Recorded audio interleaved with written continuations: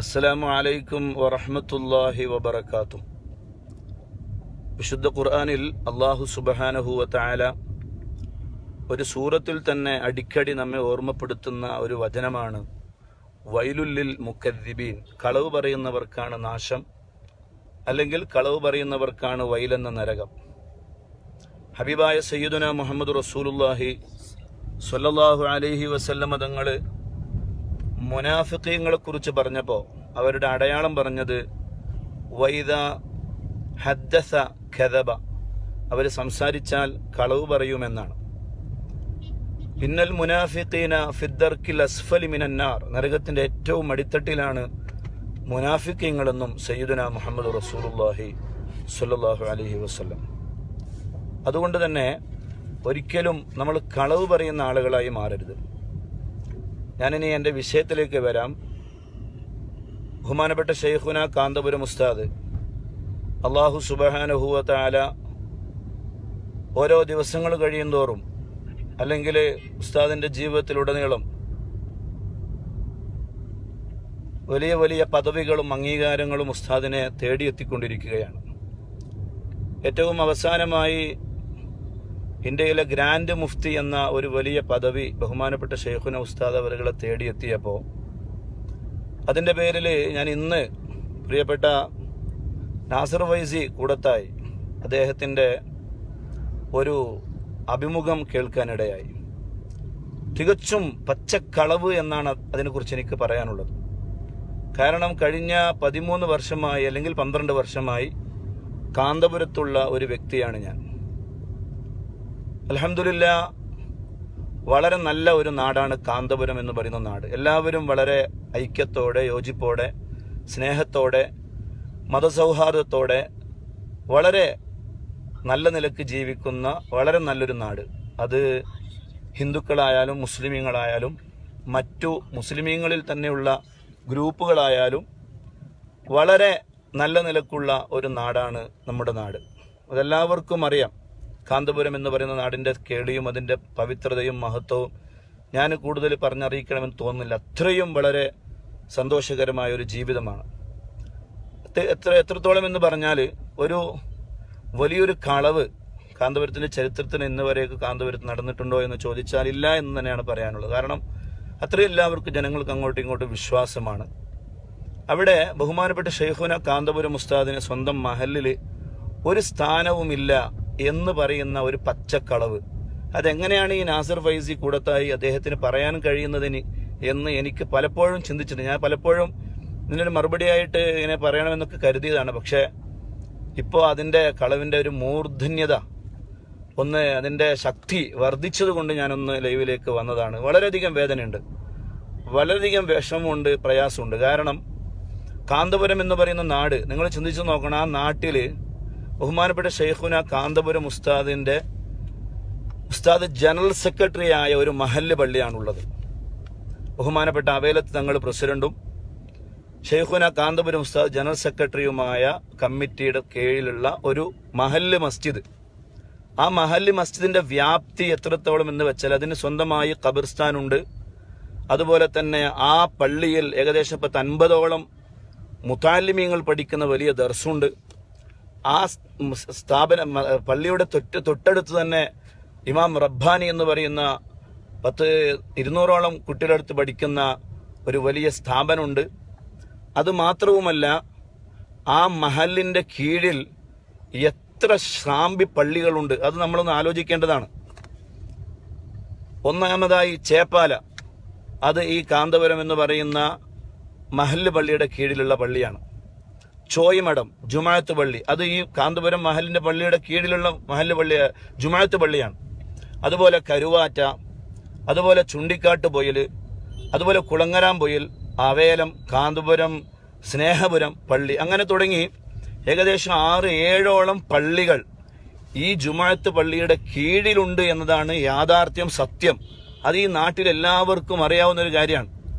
മാത്രവുമല്ല, ഈ മദ്രസകളിൽ പഠിക്കുന്ന സുന്നി വിദ്യാഭ്യാസ ബോർഡിന്റെ കീഴിൽ പഠിക്കുന്ന മദ്രസയിൽ പഠിക്കുന്ന കുട്ടികളുടെ എണ്ണം അത് എത്രത്തോളം ഉണ്ട്? കാന്തപുരം കേന്ദ്ര സുന്നി മദ്രസയിൽ, AP വിഭാഗത്തിന്റെ മദ്രസയിൽ ഏകദേശം 210ഓളം കുട്ടികൾ പഠിക്കുന്നുണ്ട്. അതുപോലെ ഈ കേന്ദ്ര മദ്രസയുടെ കീഴിലുള്ള ചേപ്പാല മദ്രസയിൽ സുന്നി വിദ്യാഭ്യാസ ബോർഡാണ്.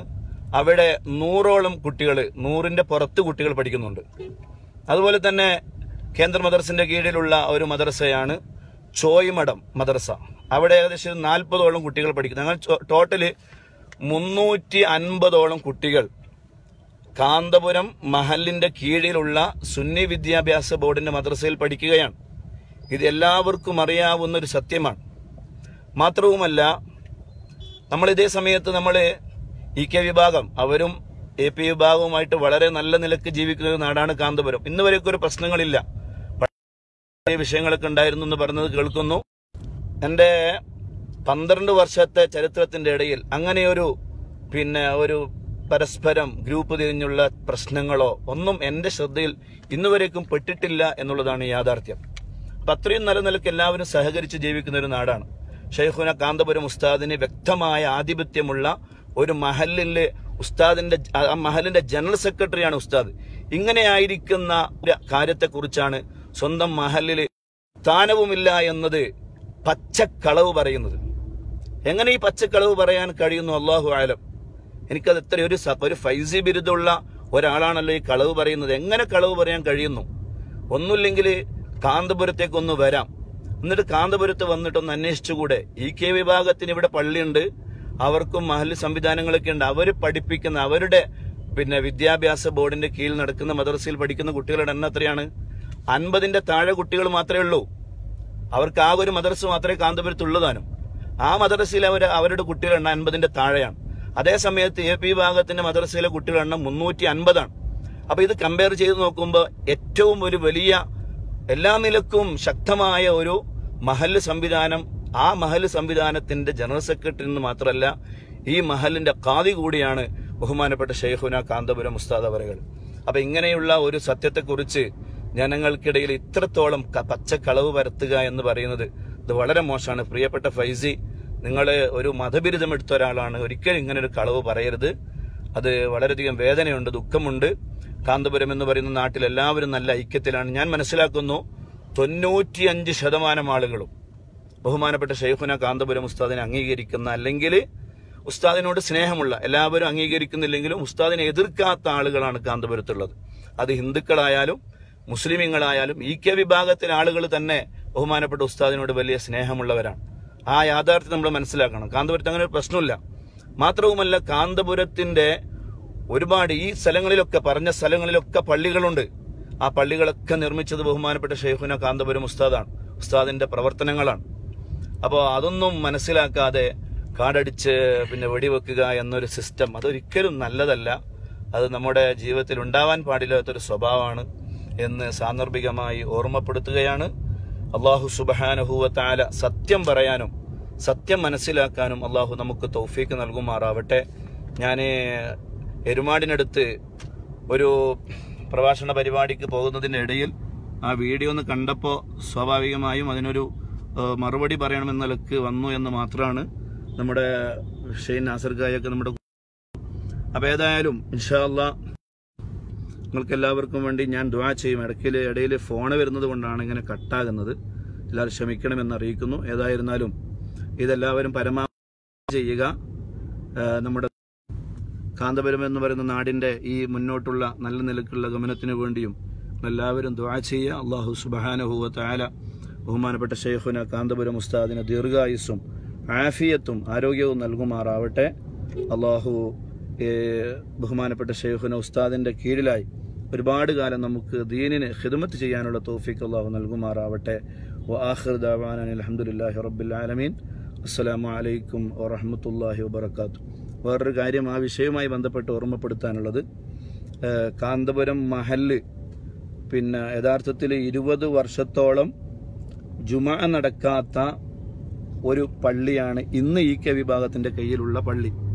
അഥവാ അവിടെ ഹുരൂർ ഷെയ്ഖ് എന്ന് പറയുന്ന ഒരു ഷെയ്ഖ് അവരുമായി ബന്ധപ്പെട്ട് ആ പള്ളി അവർ ഒഴിവാക്കുകയും അങ്ങനെ ആ പള്ളി EK വിഭാഗം ഏറ്റെടുക്കുകയും അങ്ങനെ ഇന്ന് അവിടെ മനോഹരമായ ഒരു പള്ളി അവർ നിർമ്മിച്ചിട്ടുണ്ട്. അത് സത്യമാണ്, വളരെ ഭംഗിയുള്ള പള്ളിയാണ്. ഒരു പള്ളിനടുത്ത് വേറൊരു പള്ളി നിർമ്മിക്കുന്നത് കൊണ്ട് തെറ്റൊന്നും ഞാൻ പറയുന്നില്ല. കാരണം മദീനയിൽ തന്നെ മുത്ത് റസൂലുള്ളാഹിന്റെ ചാരത്തിന് ഇഷ്ടം പോലെ പള്ളി, ഹബീബായ തങ്ങളുടെ കാലത്ത് തന്നെ ഒരുപാട് പള്ളി മുത്ത് റസൂലുള്ളാഹി മദീനയിൽ നിർമ്മിച്ചിട്ടുണ്ട്. മസ്ജിദ് നബവിയുടെ ചുറ്റുഭാഗത്തൊക്കെ പള്ളിയാണ്.